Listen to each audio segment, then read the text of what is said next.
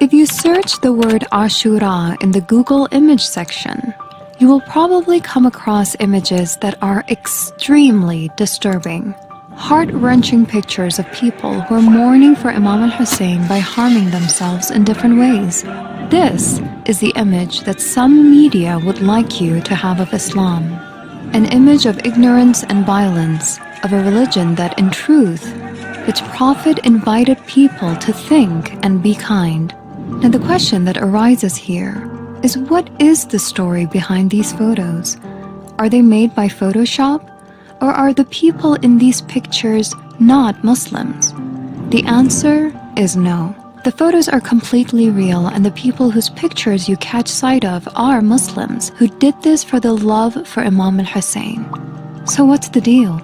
The fact is that when the enemies of Islam witnessed at the uprising of Imam al-Hussein and how the mournings of the following generations for the Imam had a great impact on their hearts, and how much it drew them to the valuable teachings of Islam, they devised a plan to distort these mourning rituals in order to ruin the perception of people toward the religion of Islam.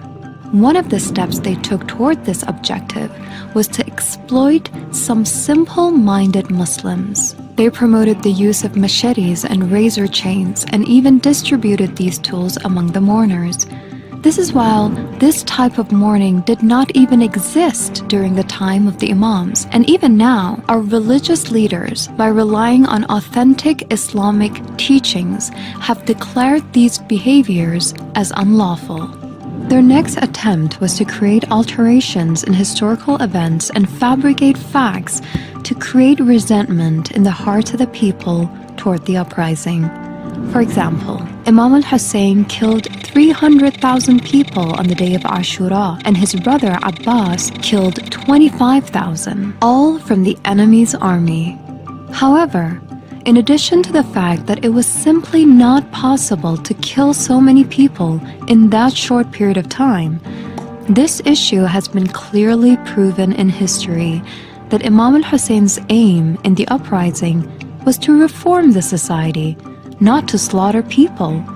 Imam al-Hussein is a person who, even during the very last moments of his life, did not refrain from benevolence and advised his murderer not to deprive himself of eternal felicity by killing the Prophet's grandson. Their other tactic was to try to question the principle of mourning by spreading questions such as, why should we annually mourn for someone who was martyred over 1,000 years ago?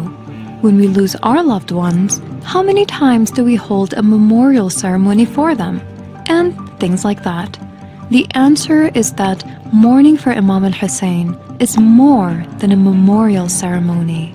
Mourning for Imam al-Hussein is an opportunity to remember that there is nothing worse than remaining silent in the face of a tyrant who does not adhere to any boundaries. To truly comprehend that being religious does not only mean worshipping in one's privacy.